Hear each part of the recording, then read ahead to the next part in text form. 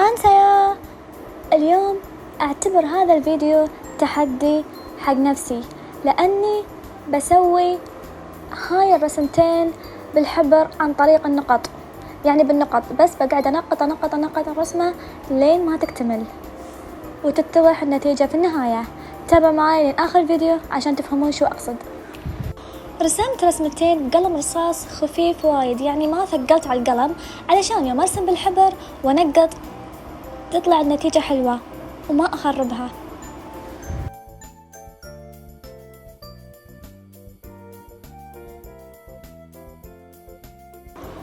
حبيت أبدأ بقلم حبر أسود ونقط فيه، صراحة القلم كان مساعدني وايد وكان مسهل علي الموضوع.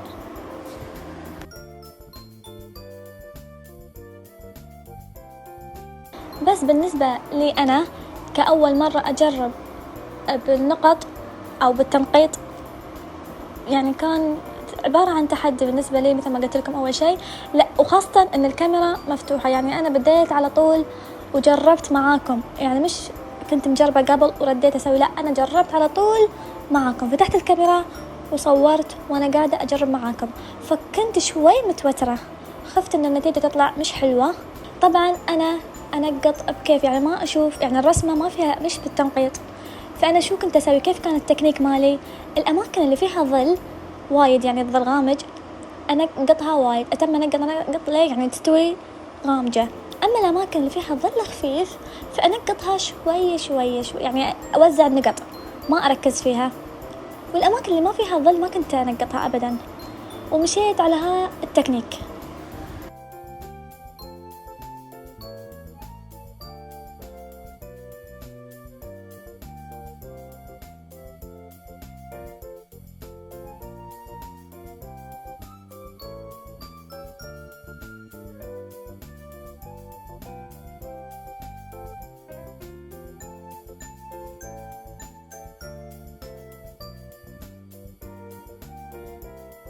وأكثر شيء ركزت فيه وتعبت عليه اللحية والشعر، لأن تعرفون طبعا اللحية سوداء وشعرها أسود، فركزت عليه وايد وقعدت أنقط لين ما تعبت إيدي صراحة. يعني أنا استمتعت بالفيديو بس كان متعب شوي، خاصة إن أنقط مش ألون.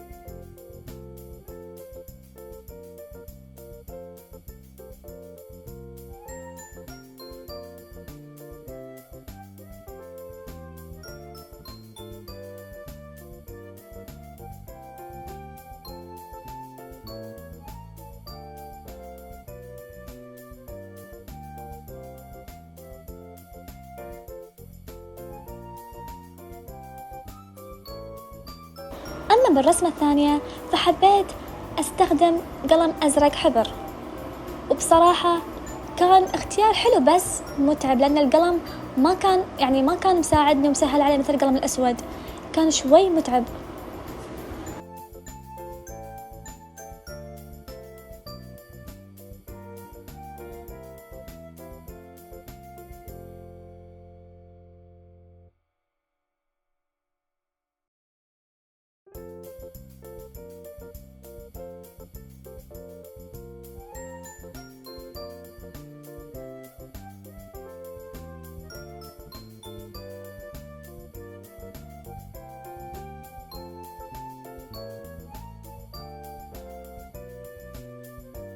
القلم كان ينقط بس لازم أضغط عليه بالقوة نقط، لأنه لو سويت مثل القلم الأسود إنه يعني على خفيف ما كان تبين النقطة، كانت تبين خفيف وايد ولا تاني سويت شيء، فكنت لازم شوية أضغط على القلم وأنقط، فهالشيء كان جدا متعب.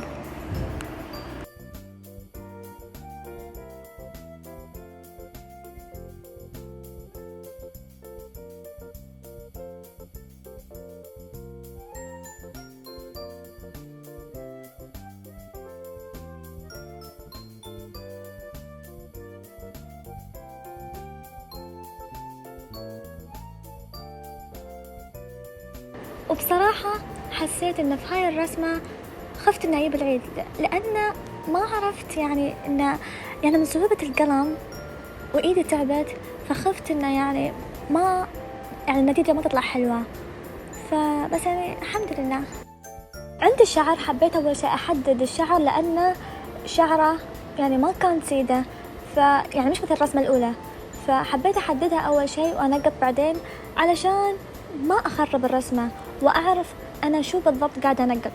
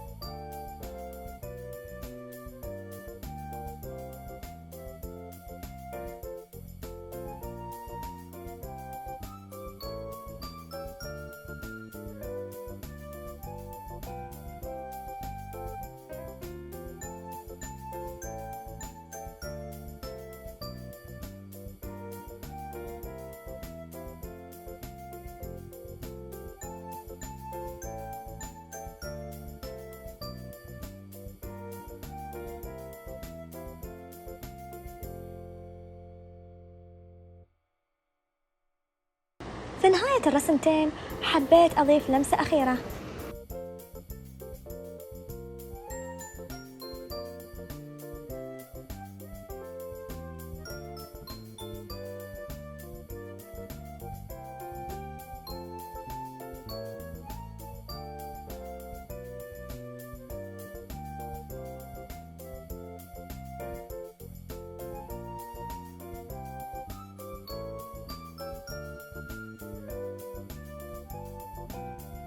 وهاي نهاية رسمتي، أتمنى تكونوا حبيتوا النتيجة مثل ما حبيتها وما توقعتها من الأساس.